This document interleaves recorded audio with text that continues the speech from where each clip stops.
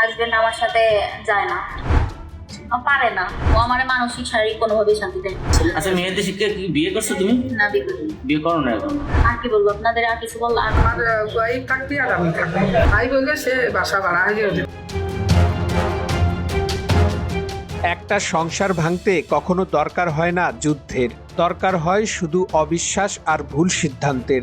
ফরিদপুরের বোয়ালমারীতে ঘর সংসার, স্বামী সন্তান ছেড়ে পরকীয়া প্রেমিক মেহেদীর সাথে বিয়ে ছাড়াই ভাড়া বাসায় সংসার শুরু করেন এই গৃহবধূ।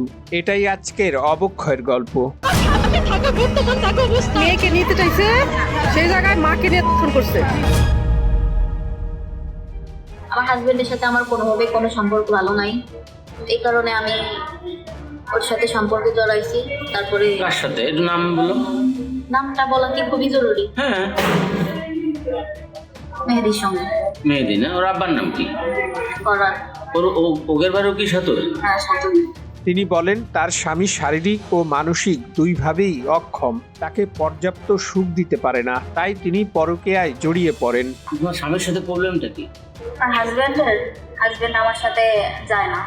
ও আচ্ছা, পারে না। ও আমার মানসিক শারীরিক কোনোভাবেই শান্তি দেয়। শান্তি দেয় না, এই জন্য তুমি অন্য পথ বেছে নিয়েছো। হ্যাঁ, প্রশ্ন উঠে, স্বামী সুখ দিতে না পারলে একটি সন্তান কিভাবে হলো? এমন প্রশ্নের জবাবে রাগান্বিত হন তিনি। আর কি বলবো আপনাদের, আর কিছু বললাম? আর কিছু জানার আছে? বেশ ভালো বুঝছিস, শারীরিকভাবে অক্ষমই তো। হ্যাঁ। গৃহবধূ বলেন বাসা ভাড়া নিলেও তার প্রেমিক তার কাছে থাকেন না। তারপর ওর সাথে কথা বলতে বলতে একসময় ভালোবাসা দিকে চলে যাওয়ার পরে বাসায় অনেক ওর সাথে আমার হাজবেন্ডের সাথে ভেজাল হওয়ার পরে আমি চলে আসছি। সাথে ওর মানে বাপের বাড়ি আসার পরে ও বলছে যে ওইভাবে থাকলে মানে একটা ঝামেলা হবে, তাই বাসা নিয়ে দিও।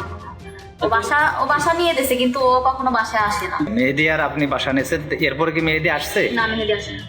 তাহলে আপনি এই যে একা একা আমার কিছু লাগলে ও টাকা পাঠাবে, আমি কিনে নিব। আচ্ছা আচ্ছা আচ্ছা, সেটা ঠিক আছে, কিন্তু আপনি যে একা একা একটা মেয়ে এখানে বাসা ভাড়া করে থাকতেছেন, এতে সমস্যা হচ্ছে না আপনার কোনো? না, এখনো পর্যন্ত কোনো সমস্যা হয়নি। প্রথম স্বামীকে তালাক, মেহেদীকে বিয়ে, কোনোটিই তিনি করেননি, অথচ বাসা ভাড়া নিয়ে করছেন সংসার। আচ্ছা, মেয়েদের শিক্ষা কি বিয়ে করছো তুমি? না, বিয়ে করিনি। বিয়ে করো না এখন? সে কি বিয়ে করবে আশ্বাস দিতেছে? হ্যাঁ, দিছে। বলছে ডিভোর্সে করবে। এখানে বাসা নিয়েছো কতদিন? 1 তারিখে। 1 তারিখ না? কোন মাসে 1 তারিখে? এই মাসে। তা এখানে যে আপনি 1 তারিখ থেকে বাসা নিলেন, তার ওই স্বামীকে কি ডিভোর্স দিচ্ছেন? না। তাহলে আপনার পূর্বে স্বামী রয়েছে, তাহলে বিয়ে করছে না বিদেশে? বিয়ে করছে না কোন প্রশ্ন করেন? আচ্ছা, মেয়েদের করে না। আচ্ছা 1 তারিখে করে নাই বিয়ে।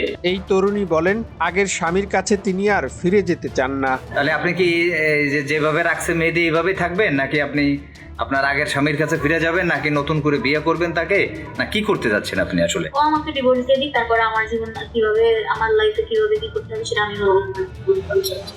মানে এক কথায় আপনি আগের স্বামীর কাছ থেকে ডিভোর্স চাচ্ছেন, হ্যাঁ। সে ডিভোর্স দিলে তারপরে আপনি আপনার সিদ্ধান্ত আপনি নেবেন, এই তো আপনার কথা? এদিকে বাড়িওয়ালা বলেন বাসা ভাড়া নেবার সময় মেহেদী বলেন তিনিও তার স্ত্রী থাকবেন, তারা যে স্বামী স্ত্রী নন সেটা তিনি জানতেন না। সে বলছে যে আমার ওয়াইফ থাকবে আর আমি থাকি, 5 বছরের একটা ছেলে, তাই বলে সে বাসা ভাড়া হয়ে দিয়ে গেছে। দিয়া গেলে ও রয়েছে এই যে 1 মাস খানি, তারপরে ও ওই যে সবাই আপনারা বলতেছেন আসে, আমি দেখিনি তার পাইছেন? ভাড়া পাইছেন? মাস ভুলি নেই পাইছি। পাইছে? আমি অ্যাডভান্সই নিয়ে নিছি। মেহেদী আর এ পর্যন্ত আসে নাই। আমি রাইতে দেখিনি, মেহেদিরে দিইনি, আমি দেখছি 2-3 দিন। বাজার টাজার করে দিয়ে জানেন? বাজার এলো দেখছি, আমি কিছু এই বাজার হয়ে দিয়ে গেছে, যাতে যাবে না, তারপর অটোওয়ালার কাছে পাঠাইছি। এছাড়াও তিনি বলেন বাসায় একা থাকলে মেয়েটি কান্না করত। না, বাইরে নাই, মেয়েটা সারাদিনই থাকে, আমি ওর কাছে থাই, ও আমার কাছে। বিকেল হলে আমি 2 দিন নিয়ে গেছি, ঘুরতে যাই, কান্দে দিন বের, আমি কেমনি কান্দিস কা, কয় যে আন্টি আমার আম্মু নাই তো, এই জন্য। পরকীয়া কখনো সমাধান নয়, ভুল সিদ্ধান্তের মূল্য সবচেয়ে বেশি দেয় সন্তানরা। সম্পর্ক ভাঙার আগে প্রয়োজন সমাধানের চেষ্টা। একটি ভুল সম্পর্ক একটি নয়, একাধিক জীবন এলোমেলো করে দেয়। আমি জিজ্ঞেস করছি, মোনা তুমি আইসো তা ছেলে রানো নাই, তা কয় ছেলে রানি নেই, ছেলে এলো তাদের কাছে। ভালোবাসা মানে দায়িত্ব, ভালোবাসা মানে নিরাপত্তা, আর সবচেয়ে বড় কথা, ভালোবাসা মানে কাউকে একা ফেলে যাওয়া নয়। বাস্তবের মুখোশ উন্মোচন, এটাই আজকের অবক্ষয়ের গল্প। এমন বাস্তব অবক্ষয়ের গল্প জানতে চ্যানেলটি সাবস্ক্রাইব করুন। পাশাপাশি আপনার মূল্যবান বক্তব্য তুলে ধরুন কমেন্ট বক্সে।